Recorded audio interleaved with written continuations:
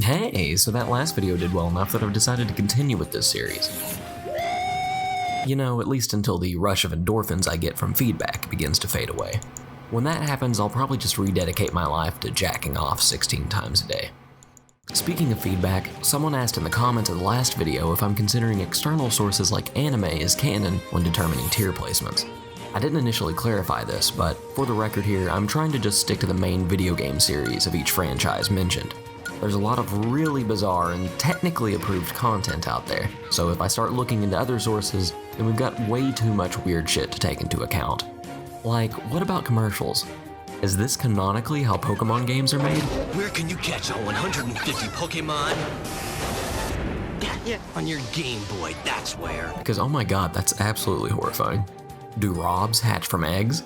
Will your family be the first to witness the birth of the incredible Nintendo Entertainment System? And if so, what would this imply about their biology? Is there anything Mario could ever do to escape his past as a shill for the dairy industry? Okie dokie. I think I'm gonna stick to getting my info from video games. And wikis. And fanfiction. Anyway, let's dive in.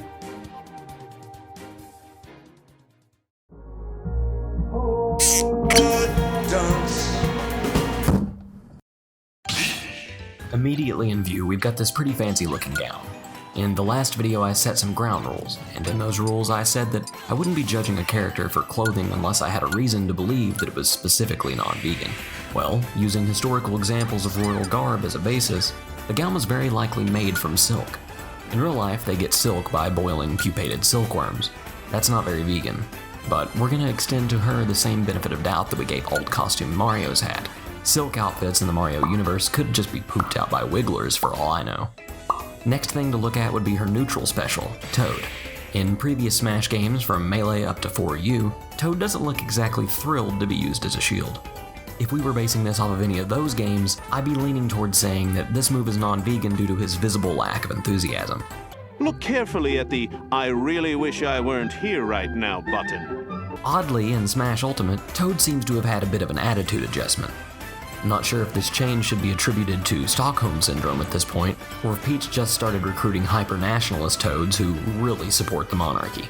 Das Spielrecht ist das Vaterland. Either way, this move was made vegan enough for me to be appeased only as of this, the latest game in the series. Her one move that hasn't changed between games, however, is her down special. And no, I'm not arguing that the turnips she pulls out are sentient just because they have faces.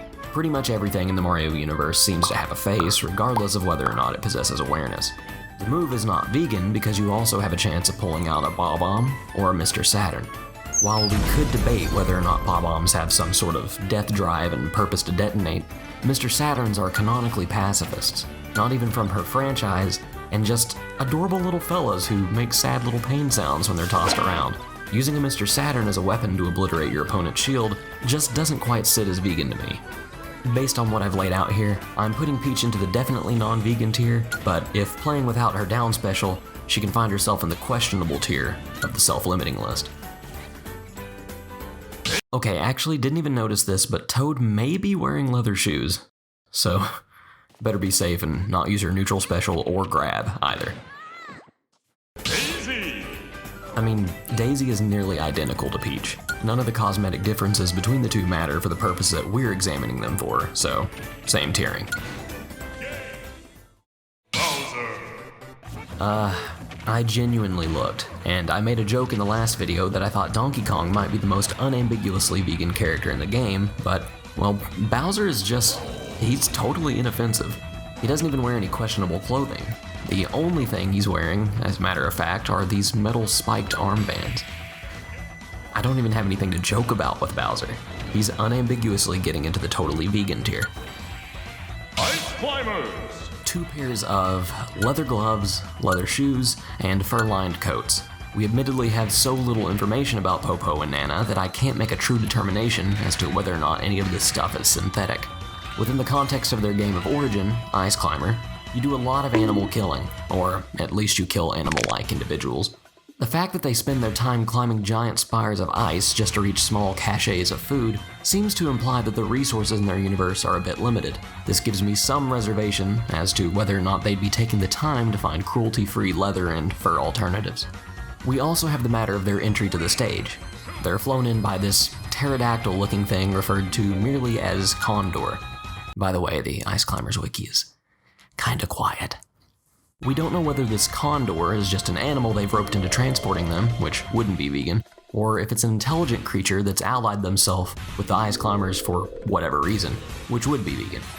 With all this said, we really just don't know enough about the Ice Climbers. I think I want to start an initiative here. I'm gonna put a link in the description of this video. We as a people demand that Nintendo produce another Ice Climber game that properly fleshes out their lore. You know, so I can more accurately place them in my vegan tier list. I don't have an option other than to place them in the questionable tier. I feel like they realistically belong in the non-vegan tier, but like I said, just not enough canon information. 1, 2 leather belts, that's pretty much it as far as Sheik's outfit goes, but something that I initially missed and a friend of mine brought to my attention is the up special. In this special move, Sheik throws down a Deku Nut. Depending on which game we're going off of for reference here, which I would argue is Ocarina of Time, seeing as how that's the game Sheik's from, Deku Nuts are acquired through one of the following avenues: harvesting from Deku Babas, harvesting from other specific enemies, shaking them out of trees, looting them from broken pots, and purchasing them from shops. Breaking pots and purchasing can be dismissed, as they're both abstracted from an originating source by at least one layer. This leaves initial sourcing to either harvesting from enemies or shaking them loose from trees. While harvesting them from slain enemies wouldn't be a vegan means of acquiring these nuts, getting this resource from trees would make Sheik's up special vegan. However, this doesn't put Sheik in the clear because we don't know for certain where specifically these Deku Nuts are sourced from. Could be from some Deku Baba murder farm. Now, while some may attempt to argue, but a Deku Baba is a plant. If you actually examine one of these things for more than half a second, you can plainly see that not only do they possess a level of sentience not exemplified by anything that we in the real world would classify as plant life, but that they also have a red fleshy interior and even teeth in some iterations. I wouldn't feel comfortable killing them for a resource and considering it vegan when you've got plenty of irregular ass plants all over the place to pick from as well. The only other thing that I could think of that would potentially be non-vegan would be some component of her grenades, but honestly, going into too much more depth with Sheik doesn't really matter. If something on screen at all times, this leather that she's wearing, is already non-vegan. Going by the logic I used for Link in the last video, I'm inclined to believe there's no way this is synthetic either. So, Sheik is going into the definitely non-vegan tier. Before we move on to the next character, I gotta rant for just a second. You see, when I first wrote this script, in the segment where I discussed the different ways that you could acquire Deku Nuts, I used information found on the Zelda fandom wiki, which listed that aside from Deku Babas, the Deku Nuts could also be found in grass and jars. Well, after playing over 6 hours of Ocarina of Time, attempting to get footage of myself picking up just one Deku Nut from grass or bushes, I started to get suspicious when consistently coming up empty. I never found one, like even reloading save states over and over and over and getting different RNG each time, nothing. What I found out is that the wiki was wrong. With the assistance of these two very helpful resources, I came to learn that Deku Nuts appear in only 3 drop tables in the entire game. And, as it turns out, there is not a single bush or patch of grass in the entirety of Ocarina of Time that is bound to any of these drop tables. However, there are a couple trees in Hyrule Field bound to drop table 13 for some reason. So, just to let everyone know, I have personally updated the Zelda fandom wiki page for Deku Nuts to better reflect the actual locations that they can be sourced from. Hopefully this saves someone in the future from wasting a ton of time when they're attempting to get footage for their video, Can You Beat Ocarina of Time while frustrating yourself horribly and not having any fun? And with that, let's get back to the roster.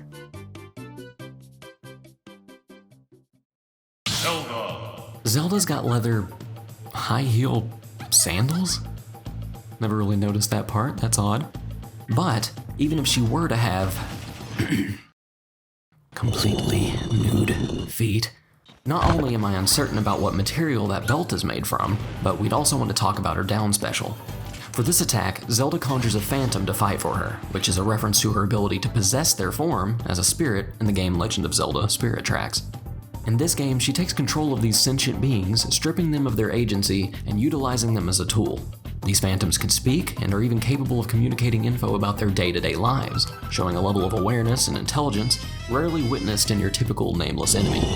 While we don't know precisely the mechanics of this particular attack, whether this phantom is a construct or an unwilling possession, even if Zelda were entirely unclothed, I still wouldn't be comfortable placing her in the totally vegan tier due to this move. Funny enough, if you're wanting to avoid the down special on this basis, you also need to make sure not to get this victory screen because the phantom pops up in it. For the record, I didn't know until researching this video that you can control which victory screen you get, which is kinda neat. Anyway, just because of the leather, same logic as Link and Sheik, Zelda has to go in the definitely non-vegan tier as well. Dr. Mario! Beyond merely the leather shoes of his trade school counterpart, Dr. Mario also dons a leather strap on his head to secure that little metal reflective thingy that doctors wear. Now, he technically opens up a whole can of worms that, the subject of which I've found causes a bit of infighting between vegans of differing opinions. That subject is medication, and specifically its ethical relation to veganism, considering the government-mandated medical testing required on animals before a medication can be taken to market. I have my own opinions on that matter, but I don't think they're really important when discussing these so-called megavitamins. In their source game, megavitamins are used to eliminate anthropomorphic viruses based entirely on what seems to just be their exterior coating of color. The viruses themselves seem to possess an awareness that our real-world viruses do not, but you're also not using these pills for that purpose in Smash Bros. I'm willing to say with confidence that I don't think the same regulatory guidelines and animal testing for medications apply to the Mario universe. It's far more likely that there's just a block somewhere that Mario hit, and a smiling RX bottle came flying out, which he picked up, granting him an endless stream of pills and the undue confidence necessary to commit the doctoral equivalent of stolen valor. Some things Dr. Mario holds over regular Mario, though, is that his side special isn't the cape power-up, which we established was non-vegan. His version just seems to be that crinkly paper that doctors have you lie on. He also doesn't use the flood for his down special, so none of those extra leather straps. However, he's still got those two leather possibilities, so I'm gonna put Dr. Mario into the questionable tier. Pichu! Pichu, same as Pikachu and Jigglypuff before them, emerges from a Pokeball. So you know what I'm gonna say here. I went into a bit of additional lengthy detail in the comments of the previous video, attempting to justify my thought process in saying that any captured wild Pokemon is a non-vegan character choice. I also took a fat dump on the Pokemon anime. Wait, I hear you say, maybe this Pichu was bred, not captured, as a wild Pokemon. Okay, sure, but Pichu still comes out of a Pokeball. To really hammer home that it's not vegan to make a Pokemon do your fighting for you, note that Pichu is damaged when using a majority of its moveset. That's like physically not in its best interest, right? We actually have an in-universe example of something that could cause a Pokemon to take damage from its attacks that otherwise shouldn't damage it. The Life Orb, which powers up moves in exchange for some of their health. Is this what's going on? I don't know. But if it is, why are you draining this poor little Pichu's vitality away for just a 30% increase in productivity? You're treating it like an Amazon employee. I mean shit, go let it frolic in a field, what's wrong with you? You know what, I'm tossing another petition in the description here. We need to demand an end to the cruel and inhumane practice that is the Little Cup. An entire format of Pokemon battling dedicated to pulling these poor creatures right out of an egg and throwing them onto the battlefield. All for your twisted entertainment. It's just sickening. I'm getting distracted here, but Pichu's going in the definitely non-vegan tier. Falco! Pretty much the same as Fox. Leather belt with another leather strap to secure the holster. No gloves though, but that doesn't make a ton of difference. Because of the possibility of it being faux leather, Falco lands in the questionable tier along with Fox. Marth! Oh boy, first of many anime sword fighters, not counting Link, I guess.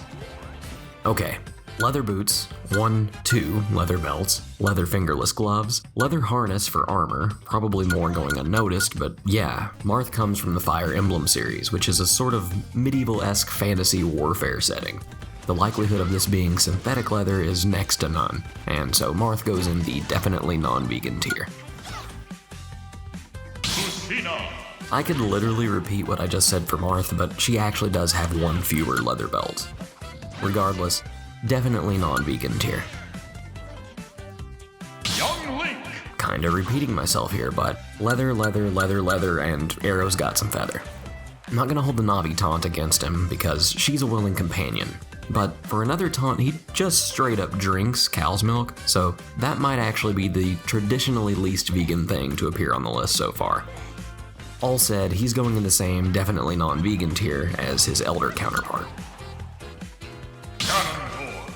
Alright, Ganondorf's got leather, quad guards with what appears to be fur at their base and a leather... Wait, is that a leather singlet? Wait, what the fuck? Is he wearing a carpet as a cape? How have I never noticed this? Whatever. There's no way in hell the leather is synthetic. Ganondorf, welcome to the definitely non-vegan tier. Mewtwo. Full disclosure, Mewtwo is one of my mains. Mewtwo is one of my homies. Shadow Claw is the best move in the game. I love Mewtwo. So, in pursuit of fairness, I decided to be extra vigilant with Mewtwo when looking through their moveset, taunts, lore, everything. Honestly, I just assumed I'd have to throw them into the totally non-vegan tier because they popped out of a Pokeball. But no, Mewtwo is not a captive Pokemon. You think Mewtwo's gonna let some 12-year-old with purple balls imprison them in a— whoa, okay, actually, wait, that's definitely not how I want to phrase that. Holy shit, let's rewrite that. Sure, as a genetic experiment created from the DNA of Mew, their creation was arguably non-vegan. But funny enough, Mewtwo himself actually has something to say on that matter, and I realize I'm using a clip from the anime here, but whatever. I see now that the circumstances of one's birth are irrelevant. It is what you do with the gift of life that determines who you are. Mewtwo is unquestionably reigning vegan royalty. I mean, damn, in the Japanese version of the game, they even call into question the purpose of all this fighting. With this overwhelming evidence in their favor, I am proud to happily put one of my main characters, Mewtwo, into the totally vegan tier. Leather boots, leather gloves, leather bracers, leather belt, leather strap for knee guards, leather... whatever. Roy goes into the definitely non-vegan tier. Chrom is the halfway point through Smash Ultimate's Fire Emblem characters, and carrying on the trend of his comrades, wears leather here. Wait, what is that? What is this? Why do you just have a cuff there? That's just a cuff, no sleeve. Okay, whatever. Chrom goes in the definitely non-vegan tier. Mr. Game & Watch. Oof. This is gonna be a doozy. Mr. Game & Watch is both an enigma and a minefield to traverse for this list. At a cursory glance, he has a handful of what seem to be non-vegan attacks. Neutral special, neutral air, back air. I've gone through the rest of his move list as well, and while not non-vegan within this context and therefore not to be held against him, a good chunk of these attacks have origins in games where he was using them explicitly to very non-vegan ends. A funny side note, originally Game & Watch's forward smash had a feather on its head, which wouldn't have been vegan. Luckily, this was patched out following backlash regarding it being a stereotypical depiction of Native Americans. That's all well and fine. But at the same time, despite removing the feather, they chose to not remove the loincloth. So now whenever he uses his forward smash, it kinda just looks like he grows a little Johnson down there. Don't patch that out too, Nintendo. Please don't make me responsible for the removal of Mr. Game & Watch's penis. So, with this, I could put Game & Watch into a split of definitely non-vegan for normal play and totally vegan when playing with limitations, right? Well, I'm not really sure. Mr. Game & Watch is I have no idea.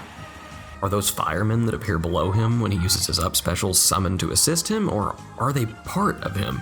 He transforms frequently from form to form to form as he fights. His body exists in only 2 dimensions of space. He becomes a giant fucking octopus for his final smash. Sure, in the games he's from, animals can be antagonistic to him, but there actually isn't a Mr. Game & Watch character within those games. The character we're playing in Smash is an enigmatic amalgam of various characters and objects from a multitude of different games, all represented under this singular Legion-esque header.